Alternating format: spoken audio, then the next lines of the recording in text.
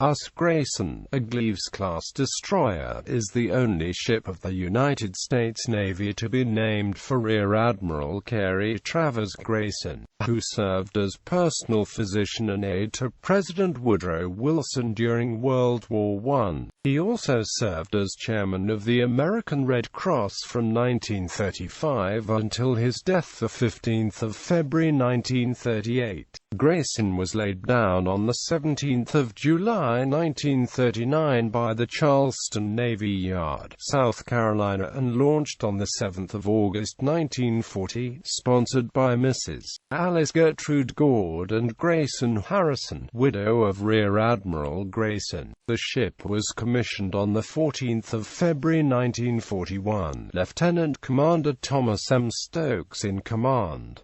Service history. After shakedown along the New England coast and in Chesapeake Bay, Grayson joined Destroyer Division 22 of the Atlantic Fleet. On the 28th of August, the new Destroyer B became flagship of Destroyer Squadron 11 operating in the Caribbean out of Guantanamo Bay. She reported for neutrality patrol in the North Atlantic waters between Newfoundland and Iceland on the 26th of October.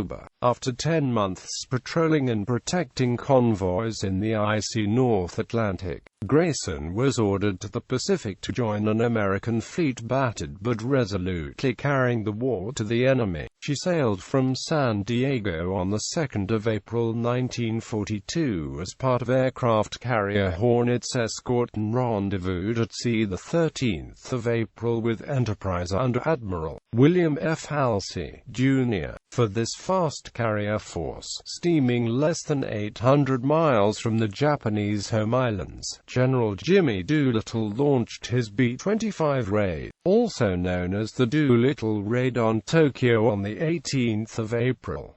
The task group sailed into Pearl Harbor on the 25th of April. Grayson departed almost immediately for repairs in California, but soon returned to the Pacific War. Guadalcanal. Grayson again found herself with a fast carrier force as she sailed from Pearl Harbor the 15th of July to escort Enterprise and Hornet, reaching Guadalcanal via Tongatapu on the 7th of August 1942. The carriers launched the planes to cover Marine landings there, and then operated in the area to block Japanese reinforcements.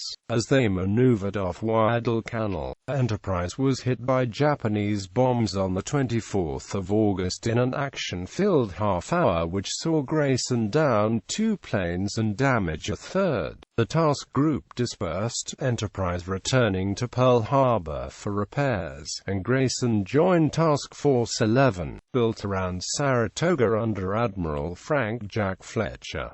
Action soon followed, sighting a Japanese submarine on the surface the next day. The 25th of August, Grayson closed for the kill. After expending 46 depth charges, her entire supply, in a series of 5 attacks, the destroyer saw a huge air bubble and oil slick rise to the surface, indicating that they had sunk an Imperial submarine. The battle-proven ship and crew remained in the bitterly contested waters around Guadalcanal for nearly 8 months in a variety of duties. Grayson convoyed troop transports loaded with reinforcements from New Mare and other staging areas to Guadalcanal, patrolled in the slot, served as a radar picket ship, and performed valuable rescue work. On the 18th of October she picked up 75 survivors from the destroyer Meredith, which had been sunk by aerial torpedo on the 16th of October, and helped escort the barge Vario, loaded with needed fuel and ammunition, to Guadalcanal, Columbangara. Returning to Pearl Harbor the 15th of April 1943 for overhaul, Grayson continued on to the States for further repairs and finally sailed to New Caledonia. Arriving the 24th of September, she accounted for at least 4 and possible 2 more Japanese barges loaded with evacuees from Columbangara during 3 nights of action. The 30th of September, the 3rd of October, with Disron 21 1941 under Commander A.D. Chandler. After 3 months of patrol duty, Grayson sailed for Puget Sound Navy Yard the 16th of December for overhaul. Grayson soon returned to the Pacific, putting in at Majuro Atoll, Marshall Islands, the 10th of February 1944.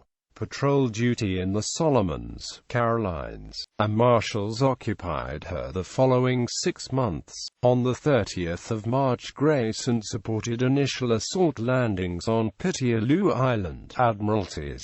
From 22 to the 24th of April she was fighter directorship for the landings at Tanamera Bay, Dutch New Guinea. She bombarded Bike Island on the 27th of May and No. M4 Island on the 2nd of July prior to invasion landings. On the 1st of September 1944, Grayson joined TG-38 for carrier strikes against the enemy in the Palau Islands, scene of the next major invasion. She returned to Seattle Harbor on the 30th of September.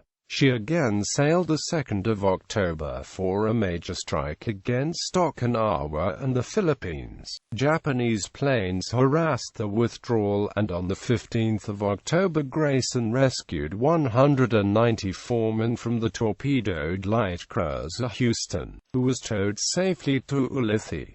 From Ulithi, Grayson sailed straight to Saipan, where on the 3rd of November she took up radar picket and lifeguard duty. Finally Grayson was ordered home, reaching Seattle the 9th of June 1945 for her first real rest since the war began. End of World War II and fate. Grayson returned to Pearl Harbor the 1st of September 1945, the day of the signing of the Articles of Surrender in Tokyo Bay. After brief training she sailed for the United States.